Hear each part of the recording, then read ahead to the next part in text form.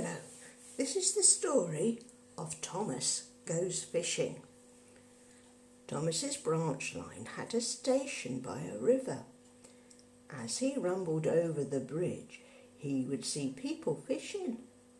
Sometimes they stood quietly by their lines. Sometimes they were actually jerking fish out of the water. Thomas often wanted to stay and watch, but his driver said, "No, what would the fat controller say if we were late?"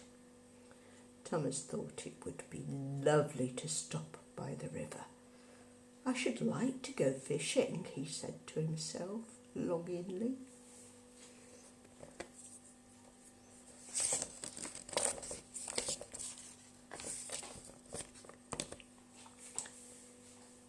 Every time he met another engine, he would say, "I want to fish."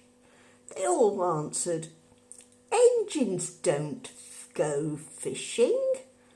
"Silly, stuck in the muds," he would snort impatiently. Thomas generally had to take in water at the station by the river. One day he stopped as usual, and his fireman put the pipe from the water tower in his tank. Then he turned the tap, but it was out of order and no water came. "Bother," said Thomas, "I am thirsty." "Never mind," said his driver, "we'll get some water from the river."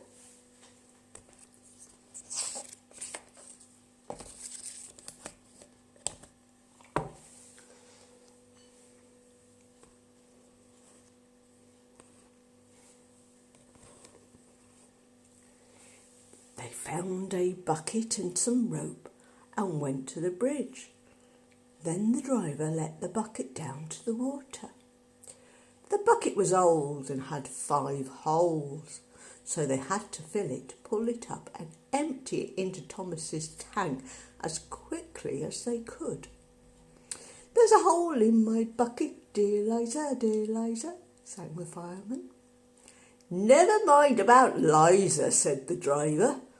"You empty that bucket before you spill the water over me."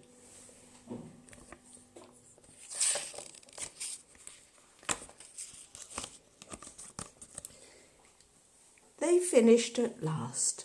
That's good, puffed Thomas as he started, and Annie and Clarabel ran happily behind.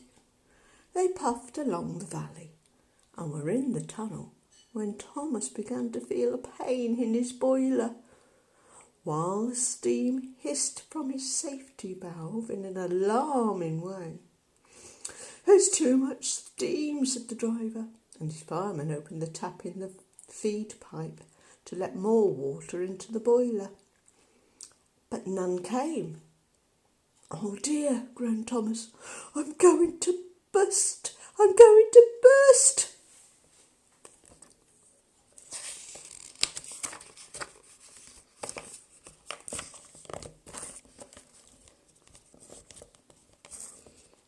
They dampened down his fire and struggling on.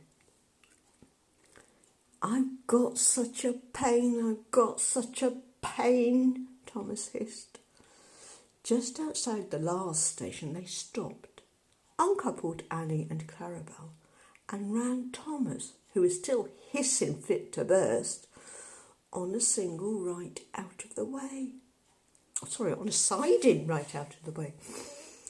Then, while the guard telephoned for an engine inspector and the fireman was putting out the fire, the driver wrote notices in large letters which he hung on Thomas in front and behind.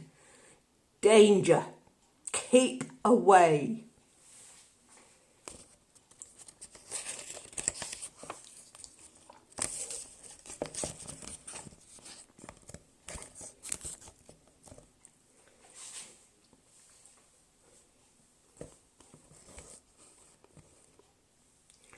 Soon the inspector and the fat controller arrived.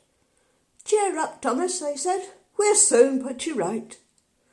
The driver told them what had happened. So the feed pipe is blocked, said the inspector. I'll just look in the tanks. He climbed up and peered in. Then he came down. Excuse me, sir, he said to the fat controller. Please look at the tank and tell me what you see. Certainly, Inspector. He clambered up, looked in, and nearly fell off in surprise. Inspector, he whispered, can you see fish?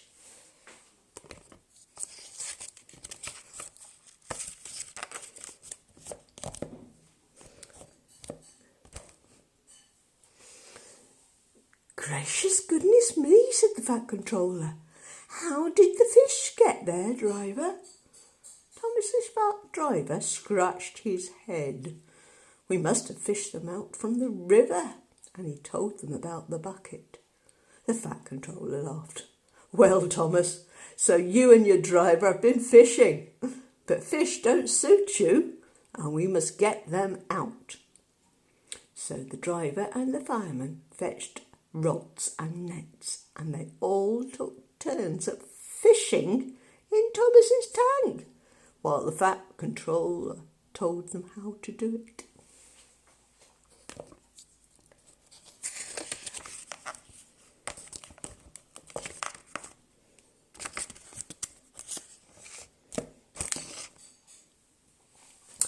When they had caught all the fish, the station master gave them some potatoes. The driver borrowed a frying pan, while the fireman made a fire beside the line and did the cooking. Then they all had lovely picnic supper of fish and chips. That was good, said the fat controller as he finished his share. But fish doesn't suit you, Thomas, so you mustn't do it again. No, sir, I won't, said Thomas, sadly. Engines don't go fishing.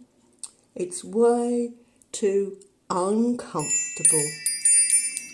End of story.